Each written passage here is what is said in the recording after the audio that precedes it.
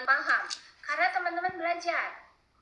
Kalau teman-teman tidak istiqomah, karena memang tidak belajar, nggak ngerti kalau emas itu dikit-dikit bisa ditambah daripada beli sekali terus menang baik, gitu kan?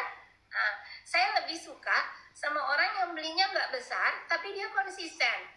1 gram, 1 gram, 1 gram tiap bulan, atau terlalu besar lah 1 gram ke Anissa, 300, 300, 300, dia lakukan setiap bulan.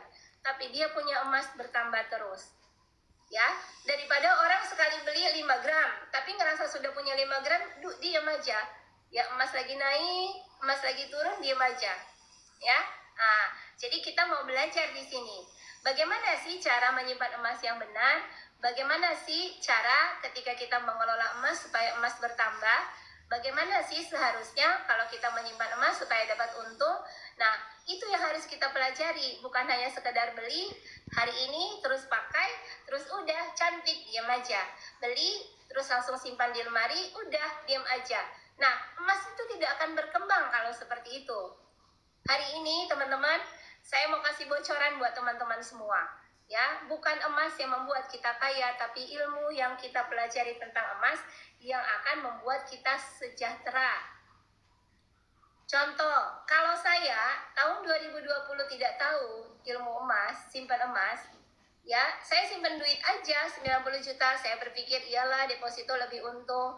Kalau nggak belajar bilang deposito pasti lebih untung karena ada bunga. Teman-teman dapat lebihan dari deposito. Tapi kalau teman-teman tidak belajar tentang inflasi, apa itu inflasi? Inflasi itu sangat menyeramkan, ya. Inflasi itu hantunya uang. Kenapa? Ya, kita nabung-nabung makin banyak, makin banyak, makin banyak, hantunya itu yang ngambilin setiap bulan. Kenapa? Ya, inflasi itu nyata teman-teman. Bunga yang dijanjikan kepada teman-teman semua belum tentu lebih besar daripada inflasi. Teman-teman nabung hari ini punya 100 juta. Ya, hari ini 100 juta. Teman-teman merasa ada bunga sekian, tapi ternyata inflasi lebih besar. Teman-teman rasa ada tambahan dalam bunga. Ketika mau gunakan uangnya berkurang. Karena apa? Karena inflasi. Saya sudah kasih contoh tadi, di mana ada orang yang bilang di luar sana ya, orang di luar sana bukan di live saya. Yuk bantu tetap layar. Yang teman-teman mau belajar, coba siapa yang masih pemula dan mau belajar, itu penting. Ya, kalau penting katakan saya mau belajar. Coba belajar itu tentu dari beberapa pertanyaan teman-teman semua. Ada yang bertanya, teman-teman menyimak dulu apa yang saya jelaskan. Lalu kalau memang teman-teman ada yang mau bertanya, boleh silakan. Sekarang saya mau jawab pertanyaan Kakak Elpida Rosa. Bagus beli perhiasan atau logam mulia, Ibu? Oke, ya. Saya mau jelaskan buat Kakak. Perhiasan itu emas, logam mulia itu emas, ya. Pertanyaannya, Kakak simpan emas tujuannya untuk apa? Jadi sebelum membeli emas harus ada tujuan simpan emasnya. Ya, ini belajar teman-teman. Kalau teman-teman punya tujuan dalam menyimpan emas, tentu teman-teman lagi nanti tidak akan bertanya bagus simpan perhiasan atau logam mulia. Nah, nanti kakak bisa menentukan sendiri mana kira-kira yang kakak mau simpan, ya. Pertama, perhiasan. Perhiasan adalah emas juga, ya. Perhiasan itu adalah sesuatu yang berharga juga. Nah, kalau misalkan tujuannya kakak menyimpan emas untuk berhias, untuk dandan, untuk aksesoris, bolehlah kakak simpan perhiasan. Nah, simpan perhiasan itu seadanya. Nggak usah punya anting, punya macam-macam model, punya cincin 10 jari punya gelang dari sini sampai sini punya kalung dari yang pendek sampai yang panjang, sampai yang mungkin bisa digulung-gulung ada gitu ya. Nah, sekarang teman-teman tahu dulu tujuan simpan emasnya untuk apa. Kalau memang untuk berhias, maka berhiaslah secantiknya, secukupnya ya. Hari ini per gram 2,9 kakak ya. Nah, kenapa saya bilang berhias secukupnya? Nah, karena teman-teman jika menyimpan perhiasan, teman-teman sudah tahu konsekuensinya. Pertama, konsekuensi simpan perhiasan ketika dipakai setiap hari, maka perhiasan itu akan susut gramasi, ya, atau berkurang gramasinya. 1 gram 2.900.000 kakak ya. Nah, selain berkurang gramasi, yang kedua, ketika kita jual perhiasan, harganya potongan harganya lebih besar daripada logam mulia, sekitar 25 sampai dengan 40%. Nah, buat teman-teman yang serius mau belajar, boleh isi formulir. Pernah jual kalung saya 10 gram ketika dijual, pernah beli dan pakai ketika dijual nggak nyampe 10 gram. Begitu juga cincin. Saya punya cincin pas dijual tidak sesuai dengan gramasi yang kita beli dulu.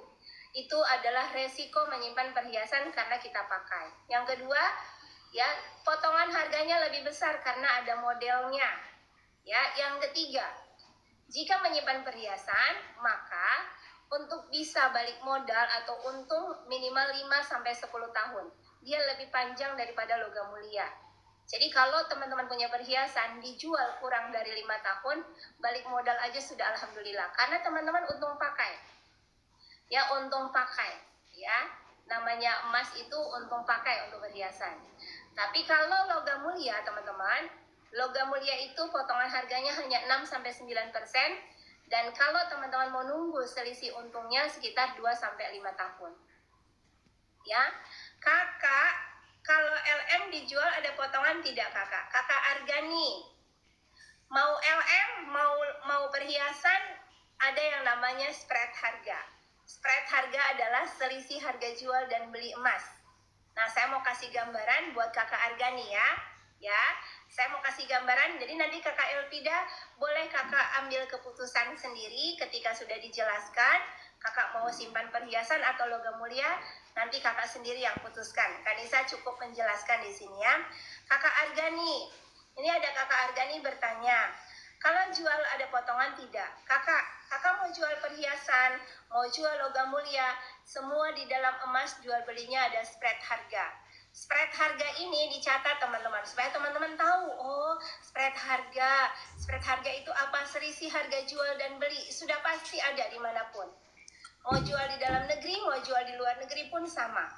Hanya spread harga ini, kalau perhiasan sekitar 25-40%, kalau logam mulia 6-9%.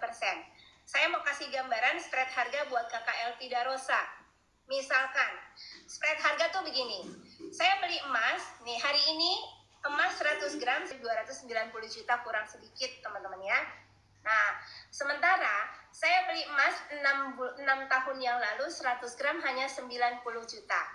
Ya, di sini Public Gold harga belinya 289,9 100 gram hari ini, dan harga jualnya 269.680 juta hari ini, 680.000 hari ini. Sekarang supaya kakak Elpida Rosa, bukan kak Elpida Rosa, siapa tadi yang bertanya, kakak Argani paham? Nah sekarang menurut kakak Argani, Kak Anissa punya emas 100 gram yang saya beli tahun 2020, berarti 6 tahun yang lalu ya, 189,9. Saya punya emas, saya mau jual hari ini, dibeli dengan harga 269,6. Menurut kakak Argani, saya untung apa rugi? Supaya kakak paham tentang spread harga. Menurut kakak Argani hari ini tahu nih harga emas 100 gram 289,9. Ya, anggaplah emas yang 100 gram itu punya kakak Argani. Hari ini kakak Argani tahu harga emasnya 289,9. Lalu hari ini kakak juga tahu kalau jual harganya 269,6. Kira-kira kalau kakak mau jual emas kakak yang kakak beli tahun 2020, karena kakak tahu harga hari ini kalau beli 289,9 dijual 269, kira-kira menurut kakak saya rugi apa untung? Kakak Argani supaya kakak paham. Menurut kakak Argani saya rugi atau untung? Yuk supaya kakak paham. Yang bertanya ada potongan, ya memang ada potongan. Tapi kalau teman-teman baru hari ini beli jual besok, ya rugi sayang. Saya itu simpan emasnya ada tujuan sayang. Ya, tujuan simpan emas saya bukan ngambil untung dari selisih harga. Tujuan simpan emas saya adalah suatu saat buat jaga-jaga kalau saya nanti pensiun nggak ngerepotin anak-anak. Berarti ngapain saya jual sekarang walaupun saya sudah untung. Bahkan kalau nanti saya jual pada saat nanti saya pensiun bisa lebih mahal lagi, ya kan? Lalu kenapa nggak dijual Kak Nisa? Karena saya belum butuh. Ya, simpan emas itu harus butuh baru dijual. Ya. Misalkan butuh uang, jual seadanya, jangan jual semua. Hari ini saya punya 500 gram untuk pensiun. Kalaupun butuh, memang kita jual, kita simpan emas karena butuh kan. Nah, butuh dan jual sesuai dengan kebutuhan saja, ya. Butuh dijual sesuai dengan kebutuhan. Jangan kita menjual semuanya, karena jual semuanya pun kalau udah jadi uang habis, teman-teman ya. Ternyata nabung emas pangkal kaya, bukan nabung uang pangkal kaya. Jadi teman-teman, coba saya mau lihat ya, ketika teman-teman ada di live saya, kalau punya uang, teman-teman jagain dan pegang dalam bentuk uang atau dalam simpan dalam bentuk emas. Coba Kakak Ulan simpan emas. Oke, yang lain bagaimana? Ada emas, Masya Allah ya, mudah-mudahan. Teman-teman, dengan teman-teman mengetik emas, alam bawah sadar menyimpan. Alam bawah sadar ini harus dilatih teman-teman. Ya, simpan emas. Aku juga simpan emas 25 0 gram tapi harganya beda-beda. Nggak masalah. Banyak lagi, ada 83 orang di live saya. Siapa yang dari dulu ya ketika tahu uang, ya taunya uang itu untuk nabung atau untuk jajan? Ya pertama kali tahu uang. Pada saat orang tua kita sekolah nih ya, pertama kali tahu uang, masih kecil dulu, uang itu untuk nabung atau untuk jajan? Nah, coba saya pengen lihat, banyakan yang nabung atau banyak yang jajan? Mana yang bagus, simpan emas murni atau gram? Oke kakak, nanti saya jawab ya kakak Rita, kita lihat jajan.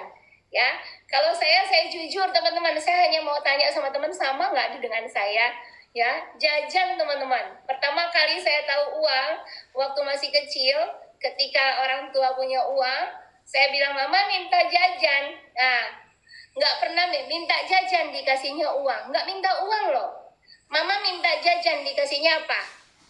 Teman-teman, coba teman-teman yang sama dengan saya, minta jajan dikasihnya apa sama orang tua? Dikasih jajan nggak?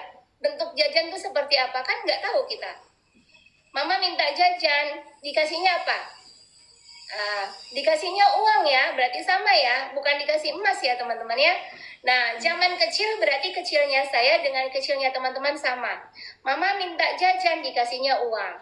Berarti alam bawah sadar langsung merekam, oh uang buat jajan. Nah, mama minta permen, dikasihnya apa teman-teman? Ayo, jujur-jujuran, supaya kita mengingat memori kita dulu. Karena alam bawah sadar ini sudah merekam lama. Mama minta permen, minta es krim, dikasihnya apa? Uang. Bukan es krimnya loh yang dikasihnya uang. Nih uang, kamu beli ke warung sana es krimnya. Ini uang, kamu beli ke warung sana permennya.